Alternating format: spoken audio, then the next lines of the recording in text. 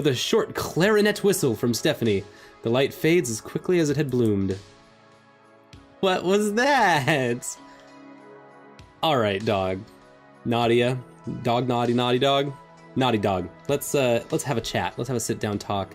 So, you're like kind of a witch, but also kind of a weird menagerie of angel and demon now at this point. So we're gonna call you like a messiah. We're gonna call you a messiah. Is that cool? Is that cool with you? All right, peace. And then they just kick her out the hut. Bye. So you know that demon is gonna end up killing you, right? You mean you know full well. I mean Toko. Like Toko's gonna freaking kill you. It's just right there, done. Okay, less blunt maybe. The bond you and Toko share, the demonic instrument called Epiphany, is taking a toll on your soul and body. Those demons are supposed to be able to manifest themselves, their powers on their own. Toko is kinda using your soul as like a fuel source. Toko's unable to do so without your help. Well, I knew we shared a bond, and that we both need to live or else we both die. She's not just using your soul, she's consuming your body along with it. So unless you two do something, you're gonna waste away and Toko's gonna be permanently powerless, or even follow you to the grave. As your friend, I'd rather you live and all that. What counts as something? You won't take severing the bond as an option, nor am I aware that it would actually work. These circumstances are extraordinary. But if my soul is no longer connected to my body, okay, why do you even care? What do you have to do with any of this? And why are you here for me? Baba Yaga lights a long, rough cigarette. The sweet smoke twists around the room. I'm a witch, as you've probably guessed. So is Stephanie here. It's the job of witches to be the representatives and protectors of humanity. Thus, you're under our employ, not the angels or demons. We'd rather not let the angels and demons treat us like cattle after all. So I'm concerned about you only because I'm concerned about all of humanity. This hemisphere is one I help to look after, and I don't like Seraphim pissing in my backyard. She really wants to help Nadia, honest? But don't demons steal human souls anyway?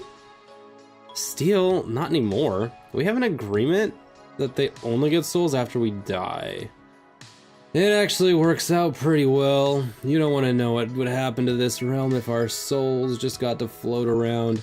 Chaos, like bad chaos, as opposed to the good kind of chaos.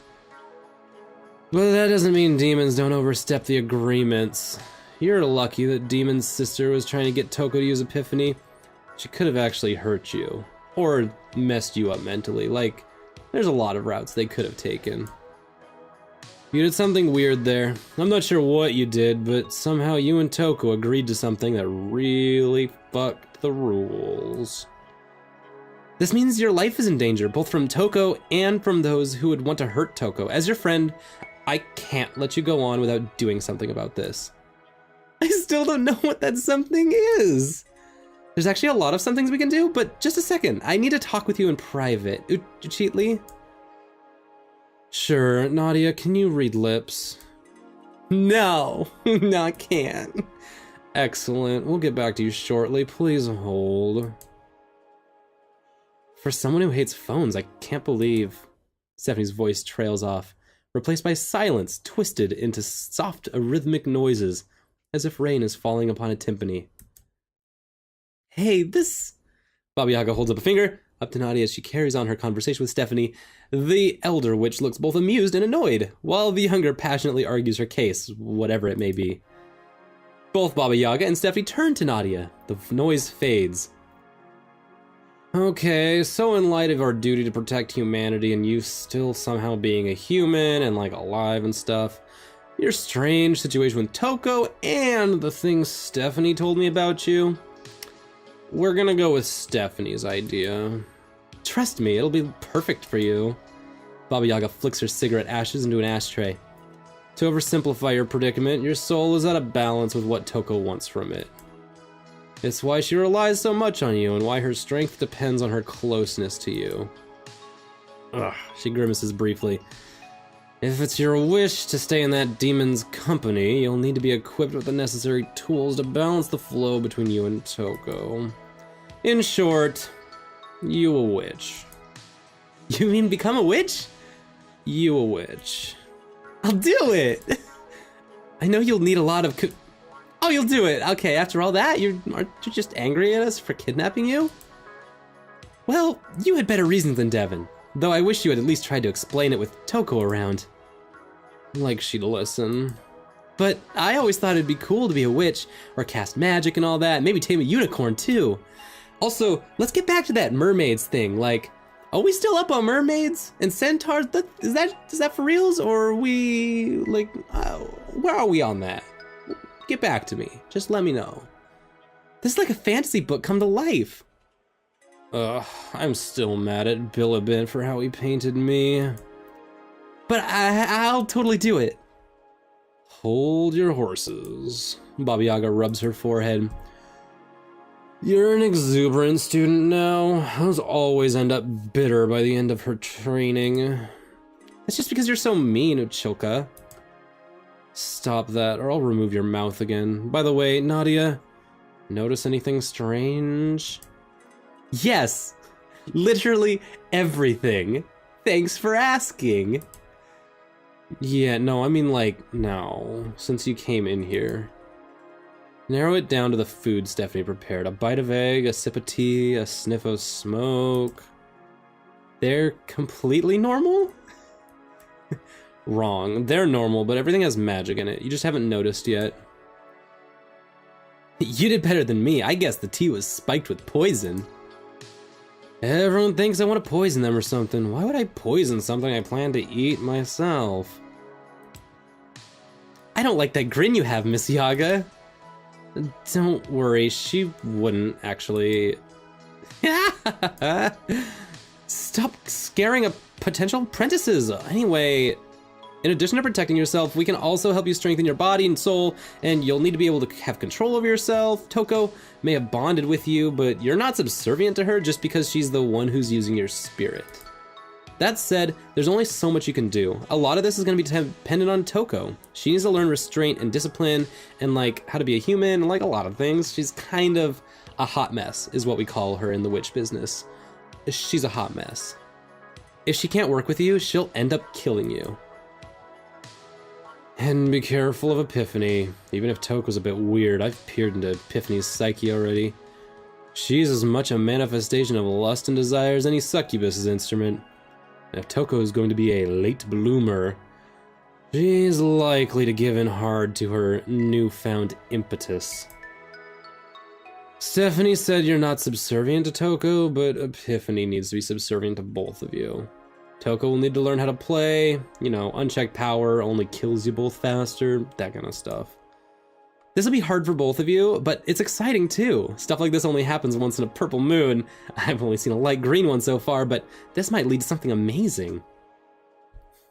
I love it. I love just the balance of everything. It's like, all right, we got Team Demon, we got Team Angel, and we've got Team like witches protecting humanity, and everyone's like got their needs and their wants, their desires, and it's just very balanced, right? A little too balanced. So now at this point, we've reached like an equilibrium, which means now we can just start poking at that equilibrium and make drama happen. Because every time you poke at equilibrium, that's when drama starts, right? And so we could just kind of maneuver it and play with it and like do so, but there's just so many different ways you could make it go from here. And I like it, I like it. All I did was write the word soul on a piece of paper when I was little, and now I get to be a witchy consort to a succubus. I might be ecstatic if I wasn't constantly checking if I was dreaming. Nadia's like, this all seems like bullshit. Like really, really bullshit. But whatever. Stephanie's getting more excited than necessary. Don't forget that Toko isn't much of a demon, if you define demon as a farrier of souls. I think that's up to Toko to decide, not any of us. Wow, that's actually like, that's bold. Good work, Nadia, I like that. She really has Toko's interests at heart. True. I think we've reached the end of this conversation. Let's give Toko a break. Baba Yaga finishes her coffee, takes the last drag on her cigarette, and stands up. The hut shudders and stops its motion. Wait, she's been looking for me this whole time? She's nothing if not dedicated, and you should cherish that part of her. Still, if she gets out of hand, I won't hesitate to break that bond. At least one of you will live. Baba Yaga's like, I gotta break this bond right now. And then it would literally solve everything. Like, that'd be the easy way out, right? It would just hurt Toko and, obviously it would hurt Toko, but it would hurt Nadia, right? But angels would be satisfied, demons would be satisfied, witches would be satisfied, like everyone would, it would just be done in a snap. And she chooses not to. And I'm like, yeah, Baba Yaga's in it for the drama too.